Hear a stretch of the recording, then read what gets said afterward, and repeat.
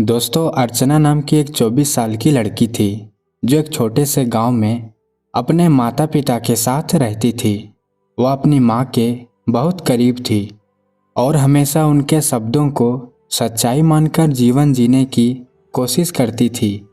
उसकी माँ अक्सर उसे कहती रहती थी, बिल्कुल, पूजा पाठ करने से भगवान खुश होते हैं और वह तुम्हारी सारी परेशानियां दूर कर देंगे।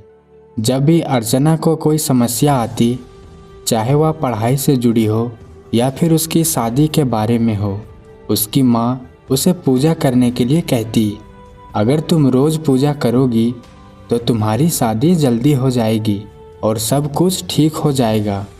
अर्चना की माँ का यही विश्वास था कि भगवान पूजा पाठ से खुश होते हैं और इससे जीवन में सुख शांति आती है।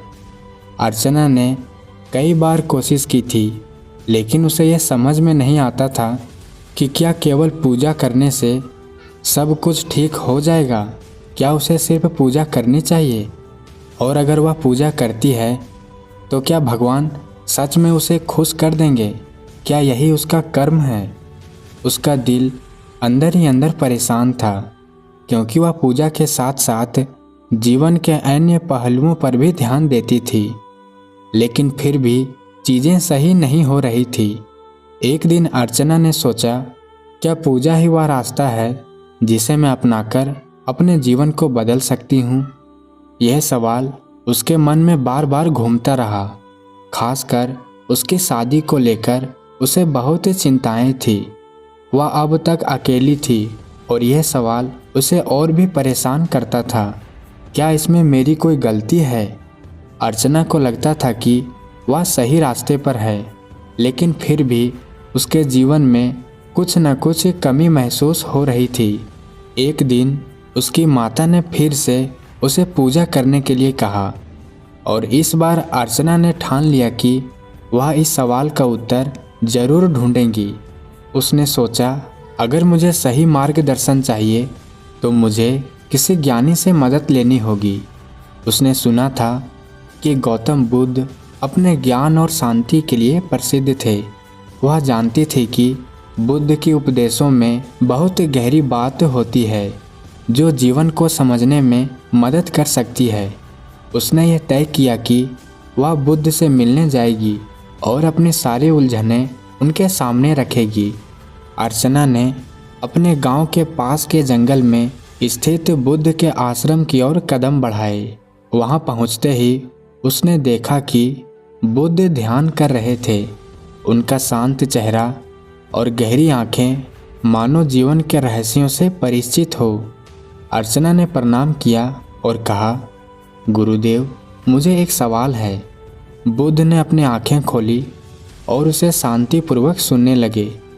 अर्चना ने अपना सवाल पूछा, गुरुदेव, क्या पूजा पाठ से ही सब कुछ हो जाता है? क्या मुझे रोज़ पूजा करनी चाहिए ताकि भगवान मुझसे खुश हो जाएं? मेरी शादी नहीं हो रही है, तो क्या इसमें मेरी कोई गलती है? क्या मैं कुछ और गलत कर रही हूँ?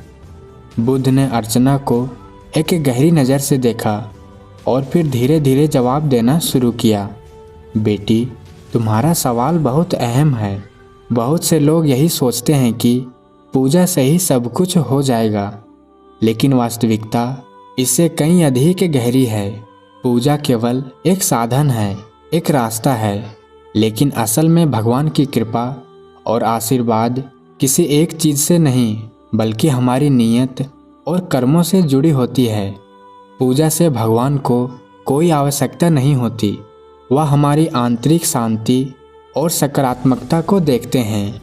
अर्चना को बुद्ध की बातें सुनकर एक पल के लिए समझ में ही नहीं आया, लेकिन बुद्ध ने आगे कहा, देखो, पूजा एक माध्यम है जिससे हम अपने आत्मा की शुद्धि कर सकते हैं।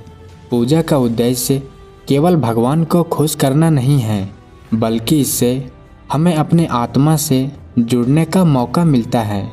जब हम पूजा करते हैं तो हम एक शांति और संतुलन महसूस करते हैं, लेकिन जब हम सिर्फ पूजा पर निर्भर रहते हैं और बाकी जीवन के पहलुओं को नज़रअंदाज करते हैं तो जीवन में संघर्ष और अशांति आती है।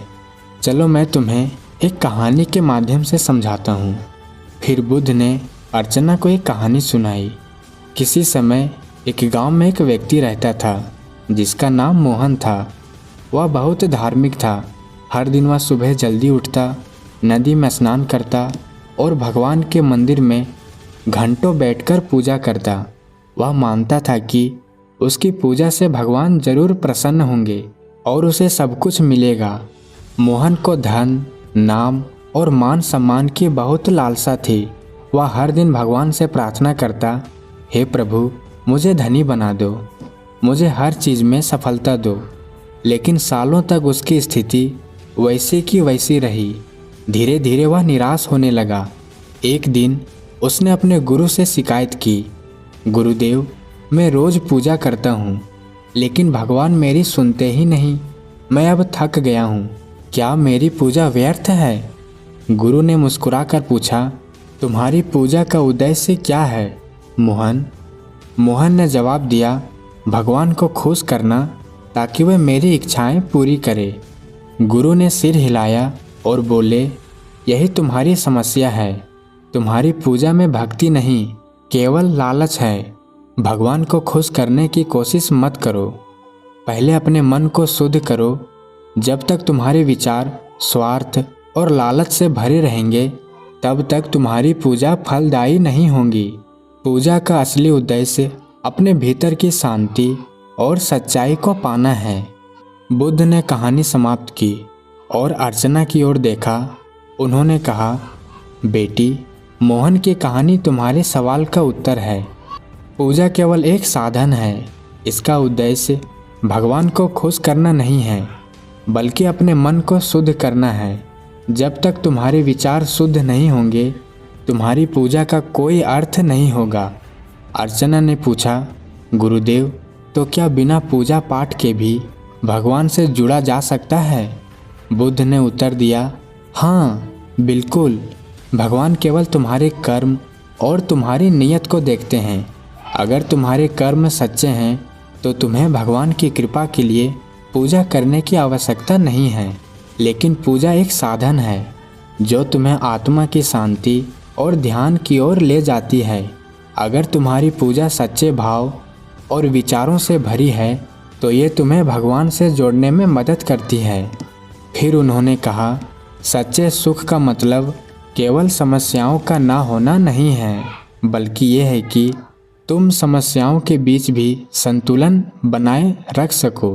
फिर उन्होंने कहा, सच्चे सुख का मतलब केवल समस्याओं का ना होना नहीं है, बल्कि ये है कि तुम समस्याओं के बीच भी संतुलन बनाए रख सको।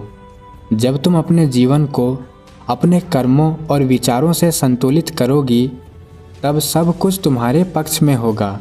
बुद्ध के उपदेशों ने अर्चना के जीवन को बदल दिया। उसने समझा कि केवल पूजा से नहीं, बल्कि सही कर्मों और आत्मा की शुद्धता से जीवन में सच्चा सुख पाया जा सकता है। अब वह खुद को दोष देने के बजाय अपने आत्मविश्वास को बढ़ाने में लग गई। कुछ महीने बाद अर्चना की शादी आखिरकार तय हो गई और वह अब बहुत ज़्यादा खुश थी। लेकिन उसकी शादी केवल एक बाहरी घटना नहीं थी, ये उसके आंतरिक परिवर्तन और आत्मज्ञान का परिणाम था। उसने सच्चे दिल से जीवन के अर्थ को समझा और अपनी ज़िंदगी को सही दिशा दी। दोस्तों, इस कहानी से 5 सीख अपने जीवन में सीखने को मिलती है। नंबर 1, आत्मज्ञान सबसे महत्वपूर्ण है। जीवन में सच्ची शांति तभी मिलती है जब हम अपने भीतर झांकें और अपने आत्मा से जुड़ें। नंबर 2, पूजा और कर्म दोनों आवश्यक है। पूजा आत्मा को शुद्ध करती है, लेकिन सही कर्म जीवन को संतुलित बनाते हैं। नंबर 3, धैर्य रखें। जिंदगी में कभी भी सब कुछ तुरंत नहीं होता, समय और प्रयास की ज़रूरत होती है। नंबर 4, बाहरी सुख से अधिक महत्वपूर्ण आंतरिक शांति है। धन, शादी और अन्य बाहरी चीज़ें केवल जीवन के साधन हैं, लेकिन सच्चा सुख आत्मा की शांति में है। नंबर 5, सच्चे कर्मों का फल हमेशा अच्छा होता है और यही हमें जीवन की असली दिशा दिखाता है। तो इस तरह अर्चना ने गौतम बुद्ध के उपदेशों को अपने जीवन में अपनाया और अपनी आंतरिक यात्रा शुरू की। उसने महसूस किया कि असली सुख और शांति बाहरी चीज़ों में नहीं बल्कि हमारे भीतर हैं। इस ज्ञान ने उसकी पूरी जिंदगी को बदल दिया और उसे सच्चे अर्थों में जीना सिखाया। दोस्तों, इस कहानी के बारे में आपका क्या कहना है? आप हमें कमेंट बॉक्स में ज़रूर बताएं और चैनल पर नए हो तो चैनल को सब्सक्राइब कर लें ताकि आने वाली कहानी सबसे पहले आप तक पहुंचे। मिलते हैं कोई नई कहानी में, तब तक के लिए आप अपना ख्याल रखें।